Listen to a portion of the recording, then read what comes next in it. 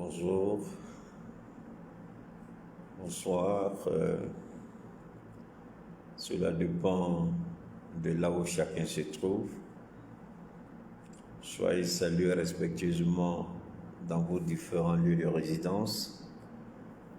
Recevez mes salutations les plus sincères, les plus fraternelles, les plus amicales. Que la paix de Allah soit sur vous. Que sa grâce vous comble de joie. Que sa bénédiction nous accompagne dans chaque étape de notre vie, de notre existence. Que la Côte d'Ivoire soit bénie. Que la Côte d'Ivoire soit honorée. Que la Côte d'Ivoire soit sanctifiée de toute forme de malédiction, de jalousie, de haine et de méchanceté. Alors, c'est vrai, l'heure semble un peu tardive dans une certaine partie du globe. De l'autre côté, l'heure peut sembler de bonne heure. De l'autre côté, l'heure peut sembler un peu tardive, mais cela fait partie aussi de l'harmonie et de l'existence en tant que telle. Cette différenciation de temps selon la géolocalisation, cela aussi fait partie, n'est-ce pas, de l'exception qui est bien sûr de la gloire de Dieu, de la bonté de Dieu, de la faveur de Dieu, de la miséricorde de Dieu. Ceci dit, j'ai été un peu, je dirais, pourquoi dois-je dire un peu? J'ai été très choqué. Ne jouons pas sur les mots, utilisons les mots tels qu'ils sont. J'ai été très choqué. J'ai été même blessé. Pas dans mon amour propre. J'ai été blessé au plus profond de moi-même en tant qu'être humain. J'ai été blessé au plus profond de moi-même en tant qu'homme politique, en tant qu'opposant. Et cette blessure interne n'a de limite face au comportement irrationnel, irréfléchi, inconséquent, irrespectueux, insultant, décevant de M. Ouattara. Alors, l'information est-elle vraie ou fausse? Seul le président Laurent Gbagbo pourra nous le dire, parce que nous ne pouvons pas compter sur la sincérité ou l'honnêteté de Ouattara de savoir où est la vérité, parce que Ouattara a signé l'arrêt de mort de la vérité dans son langage, dans son comportement, dans son quotidien. Donc Ouattara ne considère pas la vérité comme étant un sacerdoce, comme étant une divinité, comme étant une marque de noblesse. La vérité, la sincérité, l'honnêteté. Ouattara ignore ces expressions.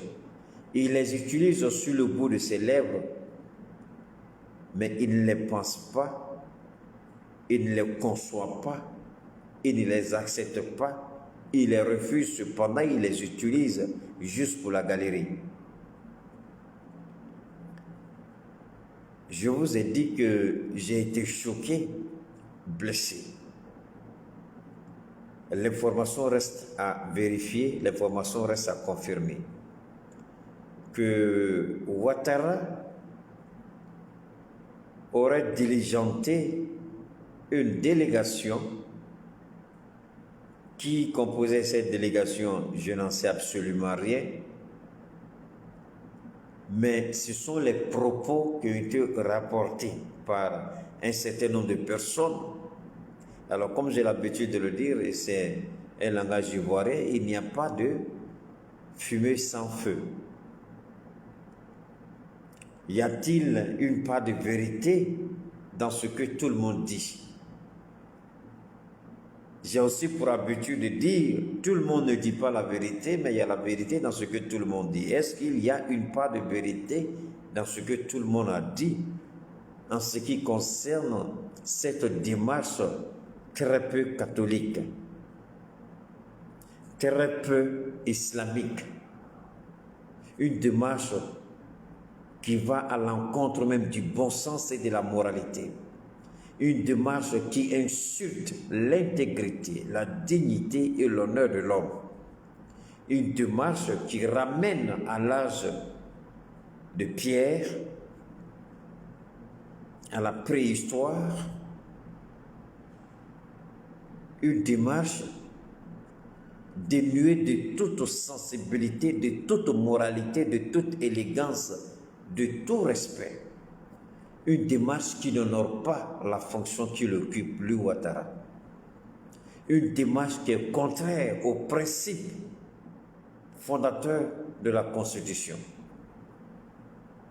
Ouattara aurait demandé, j'ai dit bien aurait demandé, pour ceux qui comprennent bien le français, je ne parle pas des moutons du RHDP, mais je parle de ceux qui sont dotés de bon sens. Ouattara aurait demandé à des personnes pour se rendre en Belgique, rencontrer le président Laurent Gbagbo et demander à Gbagbo de reconnaître lui Ouattara sa victoire et en contrepartie, il enverrait un avion présidentiel, le chercher, le faire rentrer tout glorieux à Abidjan. L'information reste à vérifier. L'information reste à confirmer. Salut, je ne vous ai pas salué parce que les moutons du RHDP étaient là. Alors, comme je n'ai pas envie de voir leurs bêtises, donc je balaie du revers de la main. De temps en temps, je viendrai pour lire vos messages et saluer tout le monde. De temps en temps, je vais balayer pour ne rien voir. Parce que je n'ai pas envie de les voir, je veux rester concentré. Donc, vous m'excusez du peu. Alors, je fais disparaître encore les messages, tous ces autres. Alors donc, si l'information est vraie, je dis bien si l'information est vraie, c'est que le désespoir est dans leur camp. Malgré qu'ils aient les leviers du pouvoir, malgré qu'ils aient les moyens répressifs du pouvoir, malgré qu'ils aient tout en main aujourd'hui, un semblant de tout, ils semblent souffrir d'une certaine légitimité qu'ils n'ont pas à l'intérieur du pays. Vous savez, cette désobéissance civile, le boycott des élections, de la manière dont les Ivoiriens ont boycotté les élections, de la manière dont Ouattara s'est retrouvé avec moins de 7%, il appartient aux Ivoiriens de renouveler cet exploit en boycottant les produits français, en prenant pour cible les intérêts financiers français, en les boycottant comme ils l'ont fait pendant les élections présidentielles. On peut le faire. Si Ouattara n'a même pas eu 8%, alors on peut réduire au néant les finances de la France en Côte d'Ivoire en boycottant tout simplement tous les produits français, sans exception. Que ce soit Orange, Côte d'Ivoire, que ce soit Canal Horizon, que ce soit les stations d'essence, que ce soit les produits, quel que soit le produit agro-industriel, quel que soit. Lorsque l'Union européenne, de façon inconsidérée et inconsciente, s'est attaquée à la Russie, croyant faire plaisir à Donald Trump, un sulfureux président inconscient aux États-Unis, l'Union européenne a mal compris les Américains. L'Union européenne suivait Donald Trump, sachant bien que Donald Trump n'avait en tout et pour tout qu'un seul mandat et il n'ira pas au-delà des mandats. L'Union européenne a brouillé ses relations, là où Joe Biden maintenant va venir pour rétablir certaines relations entre les États-Unis et certains pays. Je me demande bien comment l'Union européenne, la grande gueule de Macron, comment ils vont s'en sortir. Donald Trump est parti, c'est Joe Biden qui arrive. L'Union européenne a frappé la Russie de sanctions économiques. La Russie, ce n'est pas la Côte d'Ivoire, c'est vrai, mais on peut adapter la situation de la Russie à la Côte d'Ivoire et faire à l'Ivoirienne. La Russie a dit, si nous allons mourir de faim en Russie, alors nous allons tous mourir de faim en Russie. Faites tout pour que la Russie soit autosuffisante dans tous les domaines et concevez vous-même une voiture qui peut égaler les meilleures marques de véhicules en Europe et aux États-Unis. Les Russes ont commencé à bosser dur. Aujourd'hui, la Russie n'a même pas besoin d'importer ne serait-ce qu'un petit... Ils n'ont rien. Ils ont en un temps record, la Russie est devenue autosuffisante dans tous les domaines. Et aujourd'hui, c'est l'Europe qui perd. Parce que l'Europe a toujours besoin du gaz russe. Et la Russie, au début, a eu chaud. Ça a été difficile. Mais les Russes ont surmonté et se sont positionnés. Les Russes aujourd'hui ont construit une voiture qui de loin est l'une des meilleures voitures au monde sur le plan luxueux, sur le plan qualité, sur le plan endurance. Le véhicule, vous pouvez taper sur Google, on appelle Senna. Vous mettez la voiture russe, Senna. Quand vous regardez la voiture, vous avez l'impression que c'est une Rolls-Royce. Vous avez l'impression que c'est une Bentley. À l'intérieur, vous ne savez pas si c'est une Mercedes ou si c'est une BMW. La voiture est tout simplement sublime. C'est une voiture russe et c'est Poutine qui a insisté. Les Russes ont fait sortir cette voiture il n'y a pas longtemps. Je ne dis pas que nous sommes au stade de la Russie. Voilà un pays pauvre, voisin de la Côte d'Ivoire, qui a commencé à couper son cordon ombilical avec la France et le Mali. On peut couper les liens avec la France et survivre. On peut couper les ponts avec la France et survivre. On n'a plus besoin de la France. Oui, les débuts, on avait besoin de la France. 50 ans après, pourquoi croyez-vous qu'on doit toujours avoir besoin de la France? La pression exercée sur l'État permet à l'État de développer une stratégie pour pouvoir dominer cette pression. Non pas contourner, dominer et dépasser la pression et s'imposer. C'est ce qu'on appelle en philosophie la dialectique du maître et de l'esclave. L'esclave est devenu le maître de l'esclave. Tant que nous n'allons pas prendre conscience de ce que nous sommes, de ce que nous valons, parce qu'on essaie de nous faire comprendre que nous ne valons rien. On essaie de nous faire comprendre que nous ne sommes rien. On essaie de nous faire comprendre que sans la France, on n'ira nulle part. C'est faux. C'est tout simplement l'effet de psychose pour créer cette peur interne, créer cette frénésie, nous empêcher de prendre notre destin en main.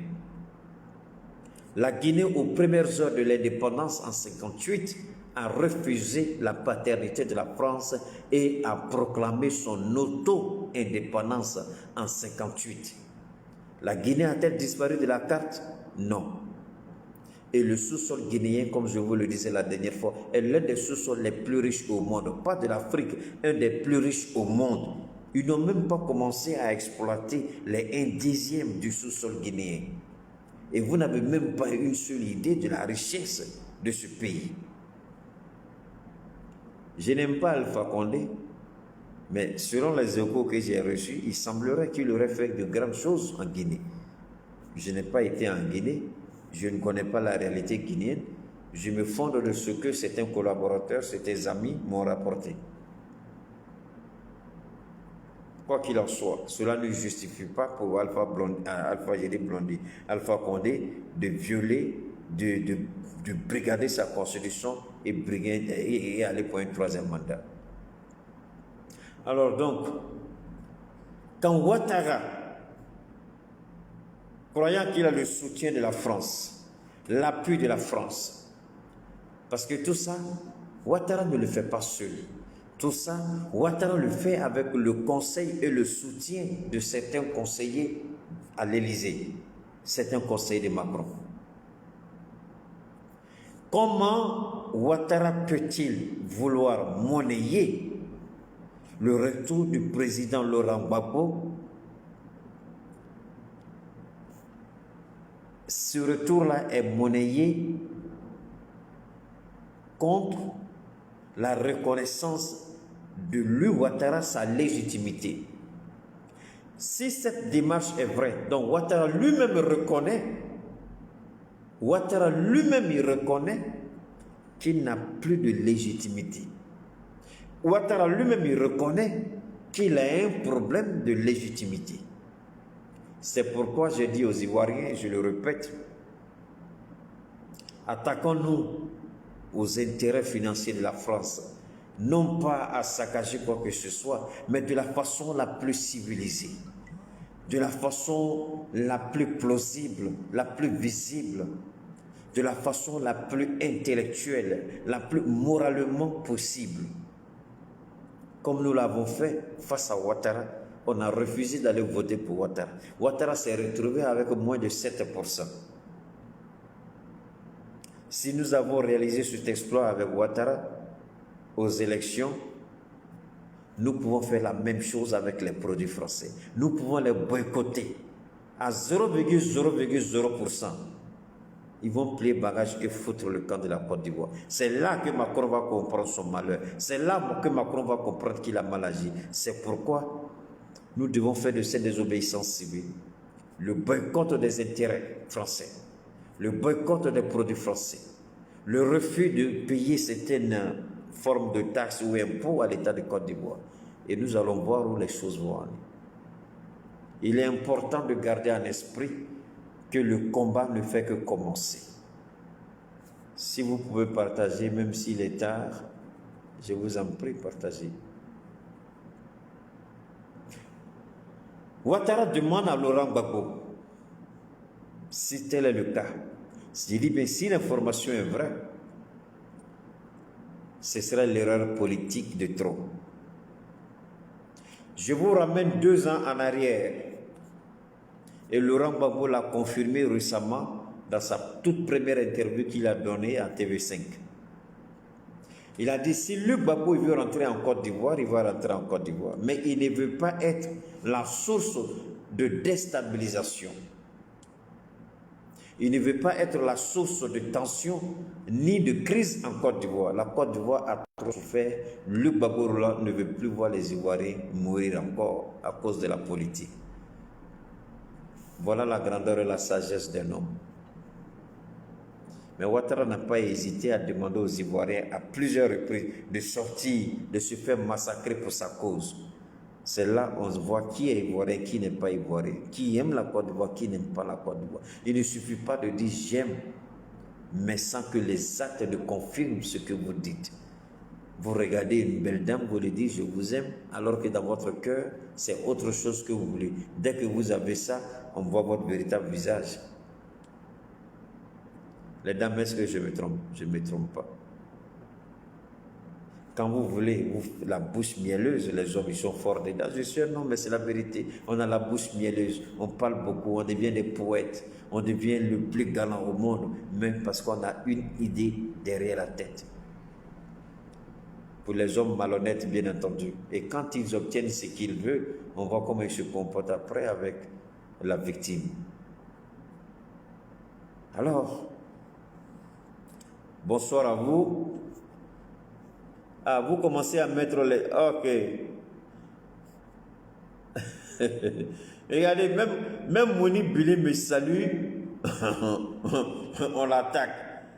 Quand on est grand frère, on l'attaque. RHDP, les moutons, la soupe, Astou, la jolie, Moni Bilé, la belle, à toutes, big up, big respect. Laissez les moutons venir étaler leur nudité morale et intellectuelle, qui t'a continué de parler. De temps en temps, je viendrai vous dire bonjour, mais de temps en temps aussi, je fais comme ça le balayage pour enlever les moutons là de mon regard et continuer ma vidéo. Alors donc, quand vous regardez ça, vous devez vous poser des questions. Que veut réellement Ouattara?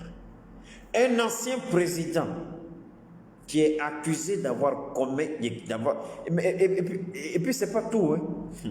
C'est-à-dire que cette situation est grave. On accuse Gbagbo d'un crime qu'il n'a jamais commis. Oui.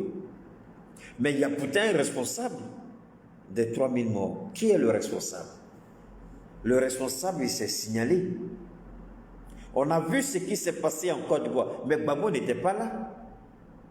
On a vu des têtes coupées, on a fait ballon avec, Gbagbo n'était pas là. On a vu des maisons qu'on a brûlées, Gbagbo n'était pas là. On a vu des véhicules qu'on a brûlés, Gbagbo n'était pas là. On a arrêté des opposants, on les a mis en prison, Gbagbo n'était pas là. Gbagbo n'était pas là. Gbagbo n'était pas là. Gbagbo n'était pas là. La maison de Bédié a été attaquée. Il a dit, Gbagbo n'était pas là. À Finguessan, on a vu, Gbagbo n'était pas là. Ceux qui n'ont pas pu entrer chez eux, ils sont dans la nature. Ceux qui sont chez eux, il y a bloqué sur eux. Ceux qu'on a attrapés, ils sont en prison. Gbagbo n'est pas là. Gbagbo est en Belgique. Alors, la vérité commence à sortir. La vérité commence à s'exprimer. Gbagbo n'était pas là. Dieu non seulement a rétabli Gbagbo Laurent dans ses droits, mais Dieu est en train de montrer la face du monde par rapport au comportement de Ouattara, qui est réellement le responsable des 3000 morts de la crise post-électorale de 2010. N'allez pas chercher au loin. Dieu est en train de nous montrer qui est véritablement le responsable des 3000 morts. Et vous croyez réellement que Ouattara va se coucher dans sa tombe sans payer le prix pour le sang versé? Soyons sérieux, n'insultons pas Dieu, ni l'intégrité de Dieu, ni la couleur de Dieu. Ne mettons pas Dieu en doute. N'hésitons pas. Non. Il y a bel et bien un responsable, et le responsable, si Gbagbo était celui-là qui avait ordonné, mais il a dit, je ne veux pas rentrer en Côte d'Ivoire, si je veux rentrer, je rentre. Je ne veux pas rentrer, pourquoi? Parce que je ne veux pas que moi, mon arrivée, mon entrée en Côte d'Ivoire soit une source de crise. Parce que ce qu'on a vu avec Bédié, Blakouria que Ouattara a fait avec ses microbes, ses miliciens sur Bédié, et le PDC a été incapable de réaction. Vous croyez que si c'était Gbagbo Laurent qui était attaqué de cette manière, la Côte d'Ivoire ne serait pas déchirée aujourd'hui? À l'état actuel, est-ce qu'on ne serait pas en train de compter les morts? Parce que personne, tel que nous connaissons, les membres et sympathisants du Front populaire ivoirien, EDS, et tout ce que... Ils n'allaient jamais accepter que la vie de Gbagbo soit menacée comme ça par Ouattara, sans en payer le prix. C'est là que je rejoins mon jeune frère Dougou Mondo pour dire que vraiment le PDC, par moment, le PDC déçoit.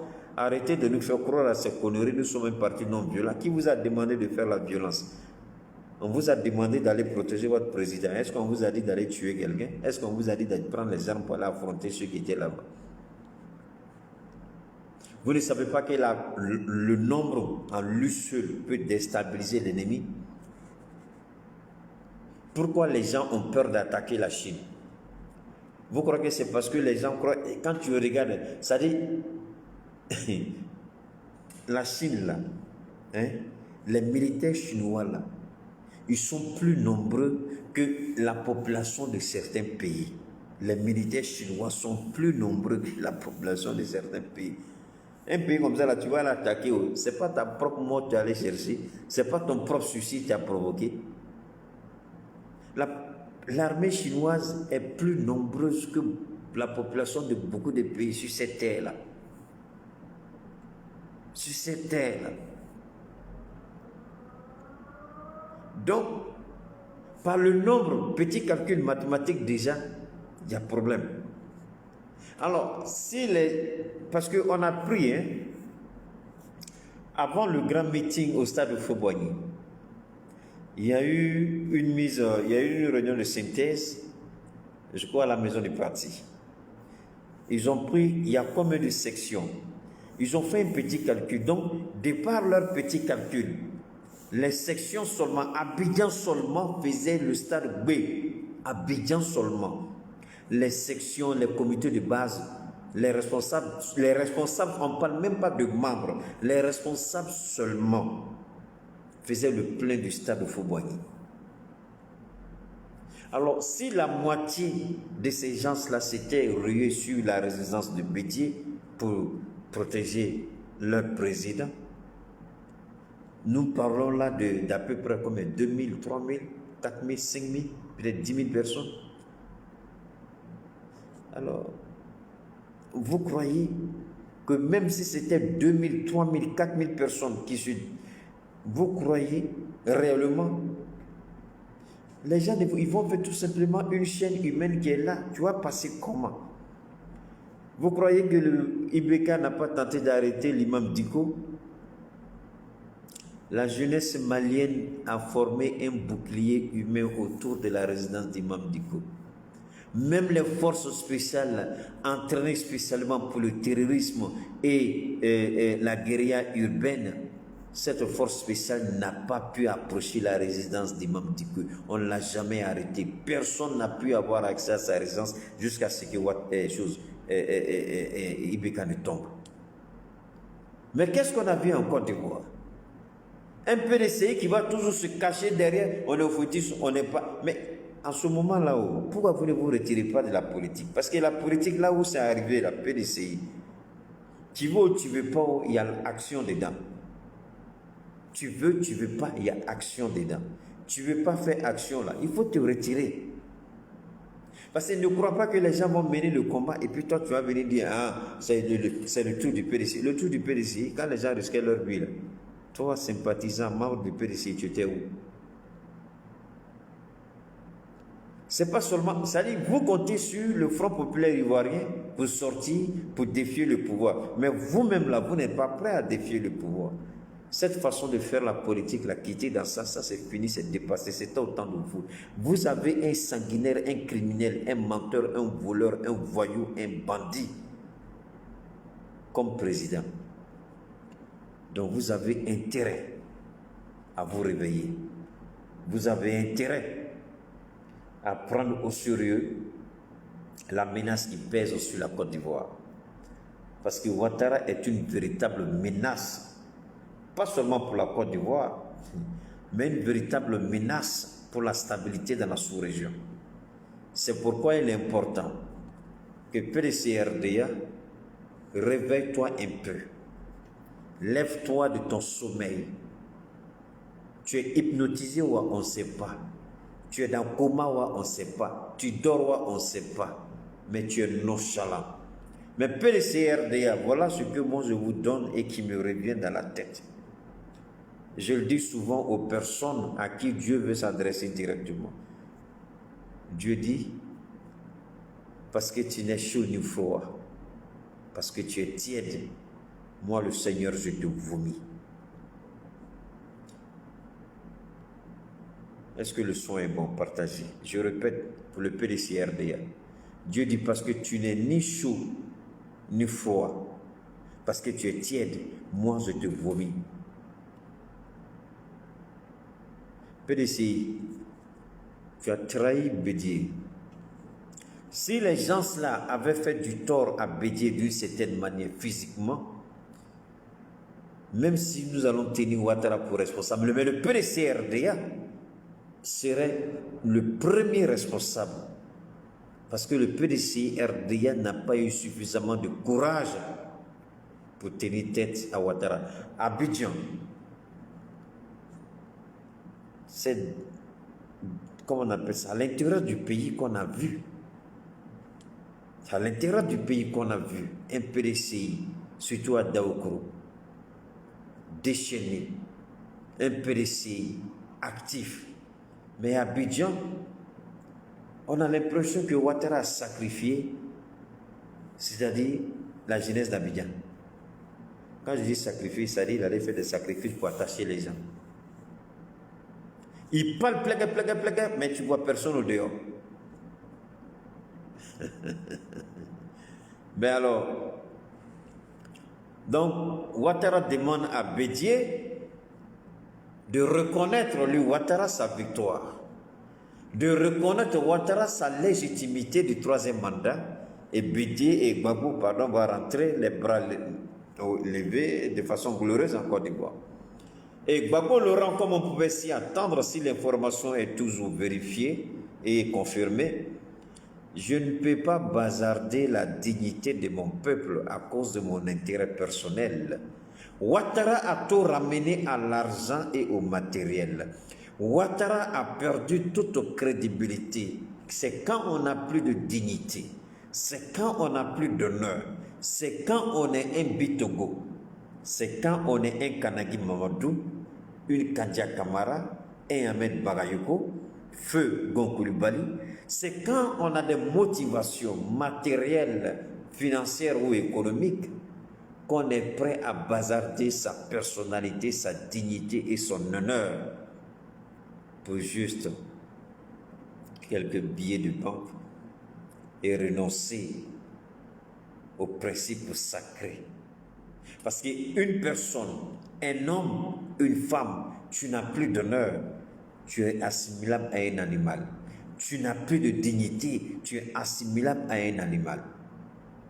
Et Ouattara, qui a pris l'habitude de voler, piller,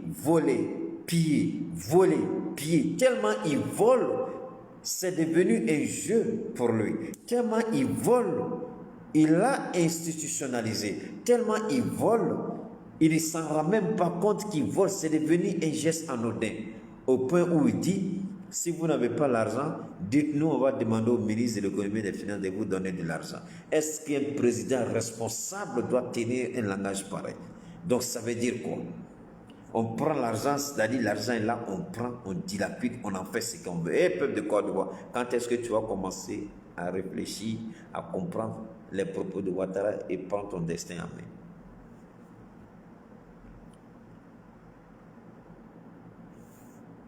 Le président Gbagbo a dit qu'il n'est pas prêt.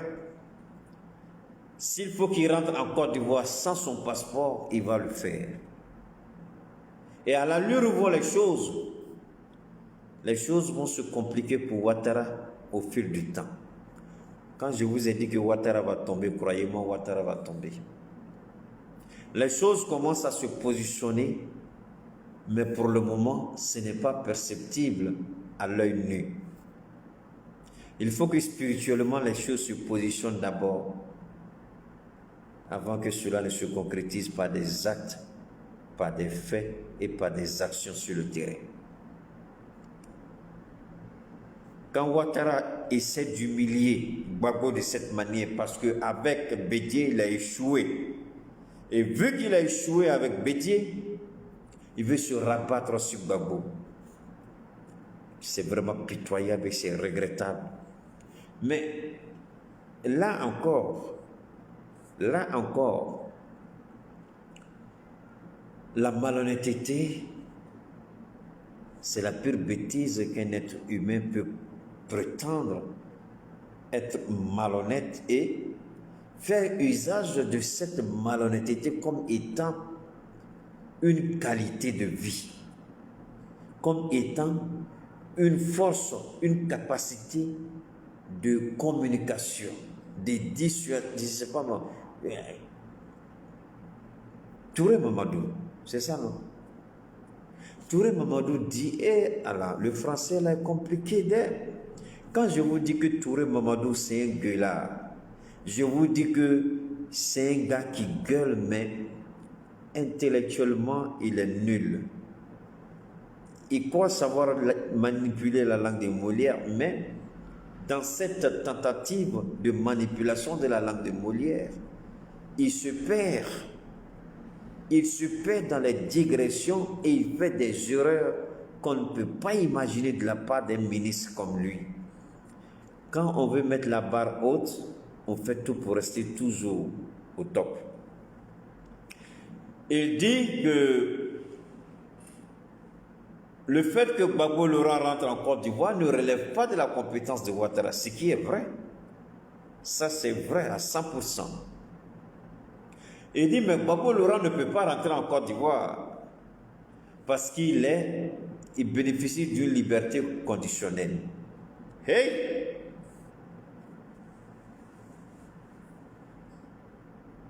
Donc Gbagbo Laurent bénéficie d'une liberté conditionnelle. C'est ce que Touré Mamadou a dit. Aïe, aïe, aïe, aïe, aïe. Ouf. Quand j'ai entendu ça, c'est pas rentré dans ma tête. Son papa doit être en train de pleurer dans sa tombe. J'ai mis mon fils à l'école, il m'a humilié aujourd'hui. RHDP, là, sortez vos têtes de crapaud, de vos grands-pères, de vos grands-mères, de vos arrière-parents, de votre nudité, de votre ignorance, de votre barbarie, de votre sauvagerie, parce que c'est une malédiction pour vous de dépenser votre argent pour venir regarder quelqu'un que vous n'aimez pas.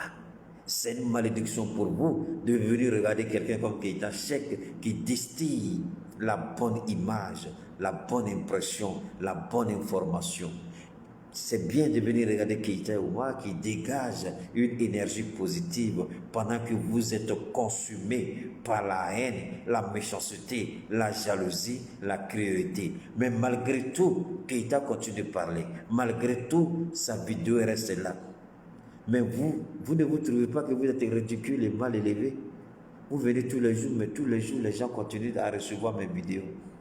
Vous allez me voir crier, venez attaquer, sécuriser. Moi, you gotta be killing me, stupid. Alors donc, Touré Mamadou dit que Gbagbo Laurent ne peut pas rentrer en Côte d'Ivoire parce qu'il est en liberté conditionnelle. Safrou Djaï, partagez s'il vous plaît. Partagez, on va démonter Touré Mamadou. Monte, partagez. Je sais qu'on n'est pas beaucoup actuellement en ligne, mais partagez. Les gens vont se réveiller quand ils vont recevoir la notification. Partagez. Touré Mamadou dit Gbagbo Laurent est en liberté conditionnelle. Wow! Je suis mort. Wow! Liberté conditionnelle. C'est la même chose quand Djoumani est sorti, il a parlé de sédition. Il dit wow! I'm dead. I can't believe it. C'est pas vrai. Adjoumani pompe pour lui. Il parle de sédition. Je l'ai démonté hier. J'ai dit, Adjoumani, il ne sait pas de quoi il parle. Il n'y a pas de sédition ici. Voilà un gars qui vient aussi qui dit, Gbagbo en liberté conditionnelle. Pati Sakana. D'abord, Gbagbo n'est pas en liberté conditionnelle. Gbagbo a été acquitté. Je dis bien, Gbagbo est libre, sans condition. La première fois, quand le président Kodo Laurent Gbagbo a été acquitté, l'idiote Bensouda, avec ses lèvres, on dirait gueule de porc, est sorti pour dire qu'on ne devait pas le libérer. Donc, au moment où il devait aller free of any charges, on dit non, you gotta stay. It is okay. Vous avez une seule image, après 9 ans passés en prison, on vous déclare innocent, acquitté. Innocent et acquitté. Comment quelqu'un qui a été innocenté, quelqu'un qui a été acquitté de toutes les charges, Touré Mamadou, porte-parole du RHDP gouvernement, parle de liberté conditionnelle. D'où vient la conditionnalité de cette liberté lorsque cette liberté n'est soumise à aucune condition? Parce que tout simplement, toutes les charges retenues contre Laurent Gbagbo ont été levées. Dans la mesure où les charges ont été levées, il n'y a plus de liberté conditionnelle. Ça, c'est un. On parle de liberté conditionnelle, c'est l'avocat de la défense qui propose la liberté conditionnelle de son client, moyennant une garantie sûre et certaine pour dire que le client va se présenter lorsque la justice aura besoin de la personne en question. Mais cela, ce n'est pas le cas. Les avocats n'ont pas demandé une liberté conditionnelle. Cette liberté elle-même conditionnée par des garanties fournies. Non. Au début, la Cour ne voulait pas. La Cour avait au début conditionné leur liberté. C'est-à-dire en réduisant au maximum leur champ d'activité physique. C'est-à-dire ils devaient rester dans un rayon d'action bien précis. C'était toujours de la prison pour nous. Après, ils ont demandé à Fatou Bensouda de dire pourquoi elle ne veut pas que ces gens-là aient l'entière responsabilité de leur mouvement. Pourquoi restreindre leur mouvement? Les arguments qu'elle a avancés et les arguments que les avocats de la défense ont avancés ont donné raison à Gbagbo Laurent et à Charles Blé Goudé, dont les restrictions ont été levées. Les seules conditions, on dit, soyez dans les pays qui reconnaissent la CPI. En cas de, comment on appelle ça, au cas où la CPI aura besoin de vous, si jamais la CPI a besoin de vous un jour, vous pourrez alors répondre à l'appel de la CPI. Ils ont dit à ce sujet, il n'y a aucun problème. Allez dans un pays qui reconnaît la CPI. C'est tout. Alors, aller dans un pays qui reconnaît l'autorité de la CPI, pour Touré Mamadou, c'est liberté conditionnelle. Mais ce qu'il a oublié, ou semble ne pas comprendre, ou tout simplement peut-être veut induire certaines personnes en erreur, avant de dire vous allez dans un pays reconnu par la CPI, il a oublié de dire que ils ont été acquittés. Une fois que tu es acquitté, tu es libre. Libre. Même si ton jugement est en appel. Ce n'est pas parce que ton jugement est en appel que ta liberté devient une liberté conditionnelle. Et le français est simple. Pourquoi ces gens-là? Mais Ouattara, il faut dire à tes communicants là, avant de sortir, n'ont qu'à aller prendre des petits cours avec tes conseillers juridiques, ou bien eux aussi ne comprennent pas français.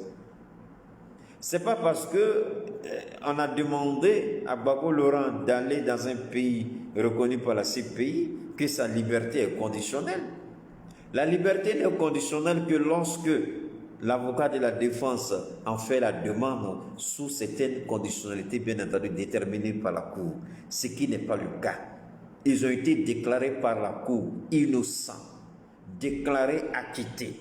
Aucune charge n'est retenue contre eux. D'où vient encore M. Touré Mamadou, ignare, idiot, balafré intellectuel, d'où vient que ces gens-là bénéficient d'une liberté conditionnelle. Alors, et personne ne peut parler, aucun communicant du RHDP, porte-parole du gouvernement, porte-parole, tu ne peux pas parler sans que Ouattara ne regarde d'abord ce que tu vas dire. Donc Ouattara lui-même, pendant qu'il cherche à Madieu Laurent Gbagbo, il jette ses chiens de chasse. Lui, voilà tout son problème. Quand il négocie avec toi, tu n'es pas d'accord, il envoie ses chiens de chasse derrière toi. Il envoie ses chiens de garde derrière toi pour aboyer sur toi. Ouattara est la pire bêtise que nous avons commise. Ouattara est la pire bêtise que nous avons acceptée. Ouattara est la pire bêtise que tout Ivoirien va regretter pendant longtemps. Je dis bien, Ouattara est la pire bêtise que tout Ivoirien va regretter pendant longtemps encore. Parce qu'aucun président au XXIe siècle, en 2020 ne peut se comporter de la façon la plus ignoble, c'est comme on était à l'âge de pierre, c'est comme on était dans la préhistoire. Même dans la préhistoire, les choses avaient positivement changé. Mais le comportement de Ouattara nous ramène à une époque où c'est difficilement compréhensible, même acceptable. Mais la bonne nouvelle aussi que moi je voudrais donner à Ouattara et au RHDP, il y a un Dieu pour les pauvres. La Côte d'Ivoire est une terre bénie. Les gens peuvent souffrir aujourd'hui. J'ai dit une chose, je voudrais que vous ne perdiez jamais de vue ce que je vous ai dit. C'est une prophétie. Ouattara n'aura pas le temps de goûter au plaisir de cette mascarade électorale. Cette victoire qu'il veut montrer aura un goût de cendre amère dans sa bouche. Ouattara, le jour où Ouattara va s'asseoir et puis commencer à regretter, c'est le jour où il serait assis et on serait en train de lui parler. Si tu avais écouté, si tu ne t'étais pas laissé manipuler par ton petit frère et ton épouse, peut-être qu'aujourd'hui tu serais heureux en train de vivre ta petite retraite, malgré tout ce que tu as volé. Parce que je vous dis la vérité, Ouattara a volé quand même. Ouattara a beaucoup volé la Côte d'Ivoire. Il a pillé réellement ce pays. Alors cela me permet de parler de la troisième partie de notre intervention aujourd'hui. Le mandat d'arrêt, que je n'ai jamais voulu même utiliser le nom en termes de mandat d'arrêt contre. Et j'ai toujours banalisé. Mais je vous ai dit cependant quelque chose, j'espère que vous vous souvenez. J'ai dit que la Cour africaine des droits de l'homme et des peuples a saisi la juridiction de l'Union européenne pour leur faire comprendre que Ouattara aujourd'hui est le rebelle. Ouattara aujourd'hui refuse de se soumettre aux décisions d'une Cour de justice internationale. Avec toutes les preuves apportées, Ouattara a perdu le procès. La France a été saisie et informée. Mais Macron savait très bien qu'en contactant Ouattara, Ouattara allait essayer de relancer son soi-disant mandat d'arrêt. Pourquoi il lance le mandat d'arrêt? Parce qu'il a échoué à assassiner Soro Guillaume. Parce que le plan d'assassinat de Soro Guillaume, son plan pour tuer Soro Guillaume avait échoué en Turquie, en France. Donc, à défaut de cela, ils émettent un mandat d'arrêt, croyant que l'Union européenne va se saisir de ce mandat d'arrêt pour traquer Soro Guillaume et le remettre aux autorités ivoiriennes. Alors, vous avez suivi, comme moi, l'Union européenne est sortie pour dire que ce mandat d'arrêt est politiquement motivé.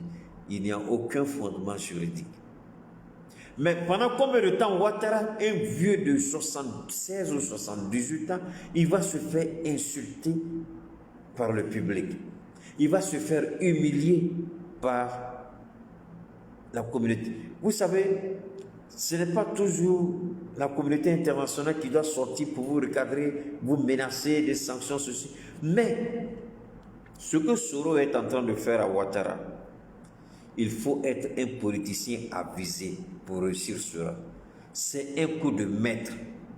Soro est en train de détruire le peu de crédibilité de Ouattara. Aujourd'hui, lorsque la justice européenne dit qu'elle ne reconnaît pas un tel mandat, cette justice remet même en cause la légitimité même de celui qui a délivré le mandat.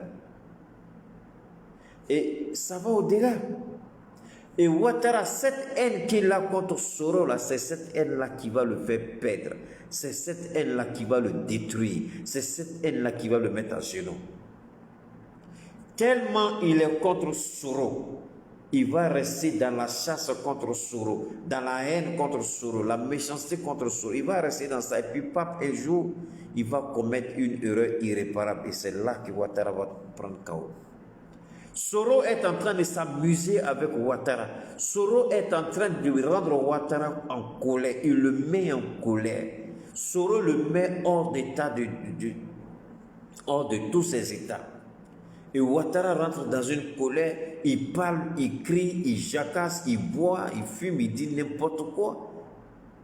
Mais il oublie que le jeune homme là s'amuse. Celui qu'il a appelé jeune homme hier, celui qu'il a traité de jeune homme hier, le jeune homme là, l'insignifiant jeune homme, l'indélicat jeune homme, le rebelle jeune homme, c'est ce jeune homme là qui est en train aujourd'hui d'humilier Alassane Dramane Ouattara sur tous les plans au niveau international. Aujourd'hui, lui, Ouattara, il a honte de mettre sa tête au dehors. Mais comme c'est un gars qui a perdu toute crédibilité, toute dignité, ne soyez pas surpris s'il sort souvent. Il croit pouvoir rattraper le temps perdu. Il croit pouvoir restaurer son image de marque. Peine perdue, tu ne pourras pas. L'eau qui est versée la Ouattara, tu ne peux pas ramasser. La terre a déjà consommé cette eau-là. Tu vas ramasser ça comment? Celui que tu as traité de jeune homme hier, celui à qui tu as dit où tu deviens RHDP, où tu démissionnes, celui que tu as saisi sa maison et tu as menti de vouloir fomenter un coup d'État, il est là, il respire l'air, il vit. Tu ne sais même pas où il est.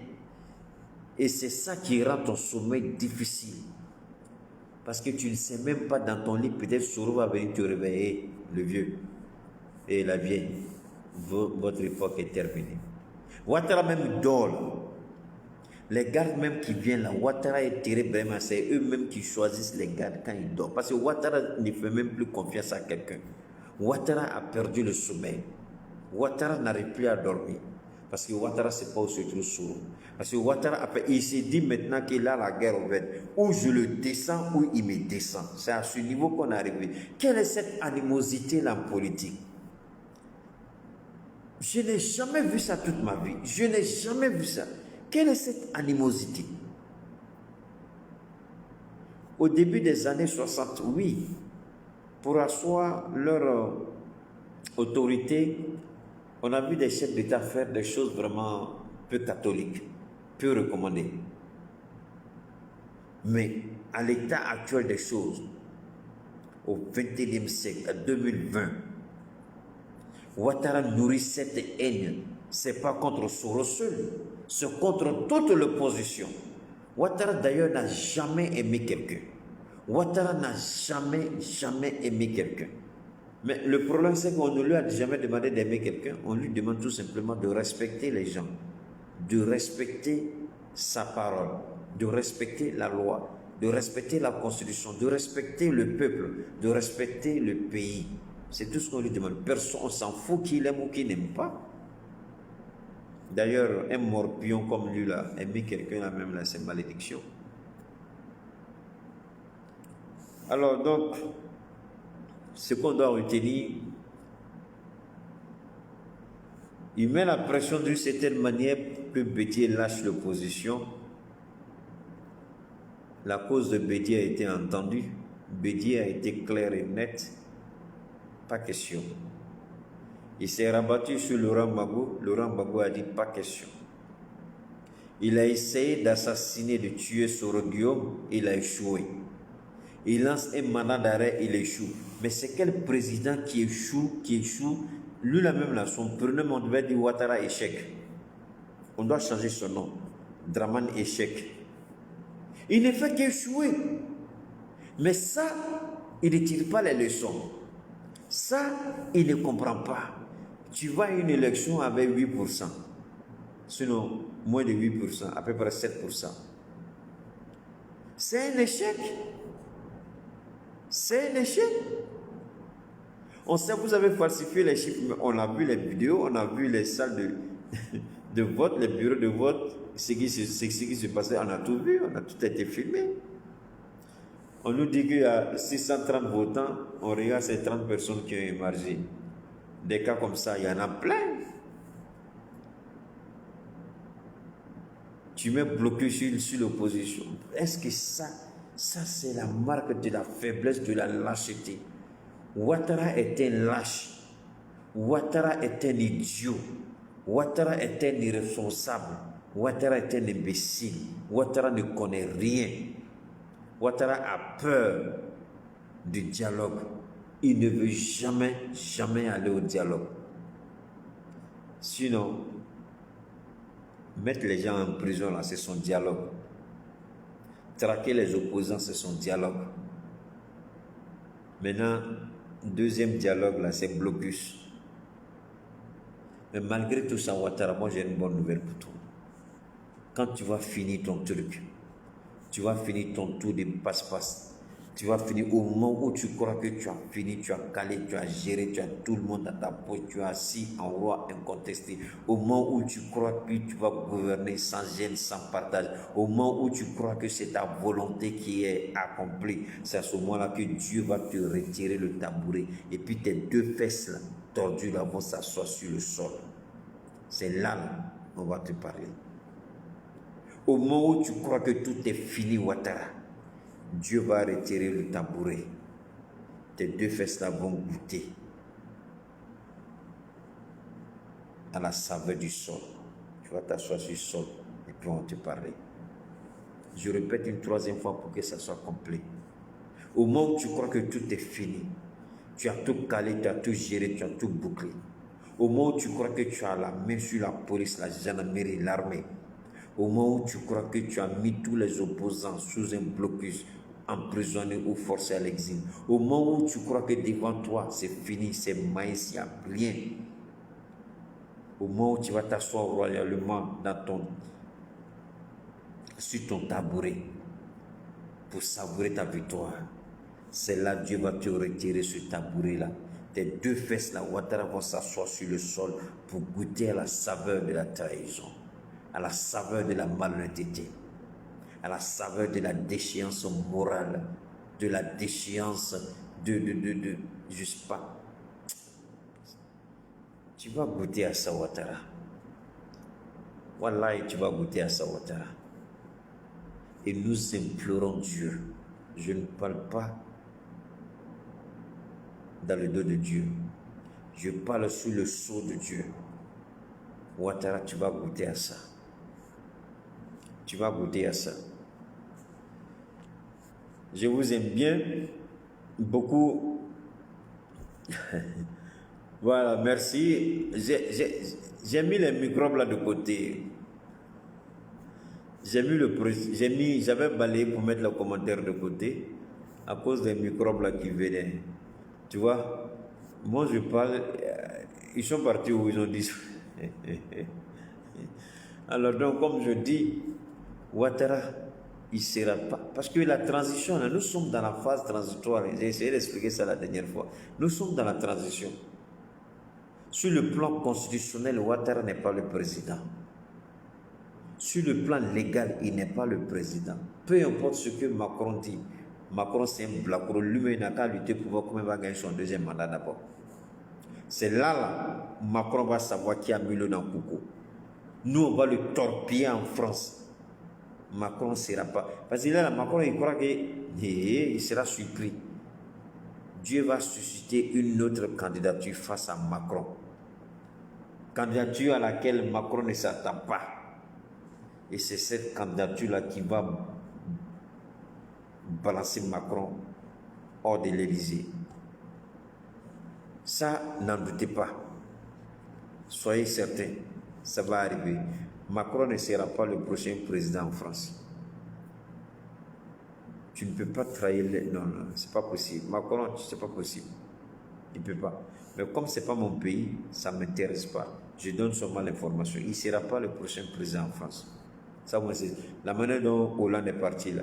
Lui va partir avec plus d'humiliation qu'Hollande.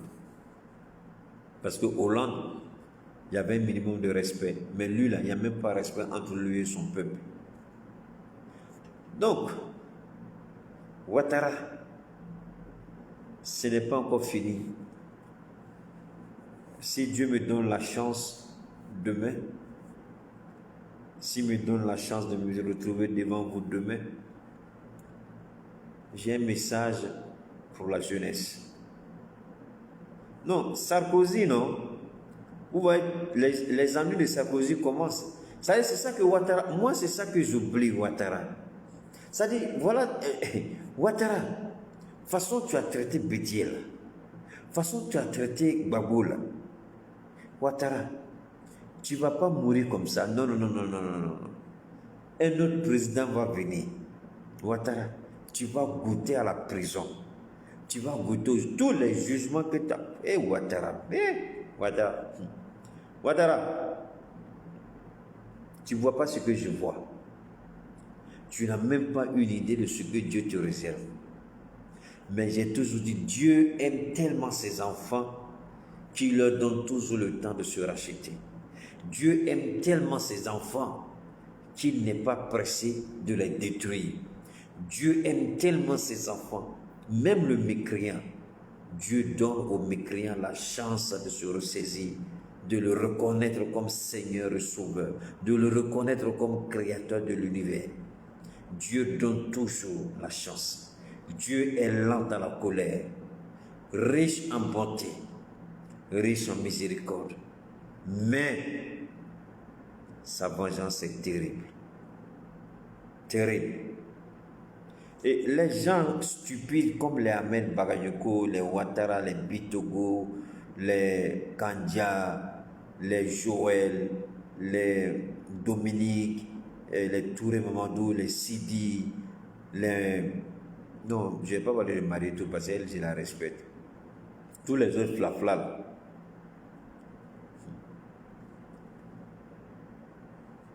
Vous ne voulez pas connaître la colère de Dieu. Vous ne voulez pas voir Dieu venir. Mais vous êtes là, la même Dagri. Bon, Dagri, bon, maintenant, vraiment, je sais même plus, est-ce que je dois parler de Dagri encore? Parce que les images de Dagri qu'on a vues, je ne sais pas si c'est moi qui ai mal vu, ou bien si c'est parce qu'elle, bon, on a vu une image vraiment qui n'était pas ça. Photocopie même qui a fait... Non, pas photocopie, cimetière. Cimetière... Lui-même, il n'est pas loin des cimetières. Lui qui disait, si lui était Ouattara, il allait tuer Gbagbo. Gbagbo est plus bien portant aujourd'hui que lui. Lui, il marche avec Khan aujourd'hui. Gbagbo, on dirait, n'a même pas fait un jour en prison, après 9 ans. Mais lui, cimetière, là, il est assis dans le pouvoir, il est président de l'Assemblée. Tu le regardes aujourd'hui, là, il te fait pitié. Jano Aoussou Kofi a disparu. Arrête Dagui Dabati, on ne sait pas ce qu'elle est devenue. Vous voyez l'entourage de Ouattara. Tout ça, c'est des signes prémonitoires. Pour Dieu, fais attention. Dieu te voit.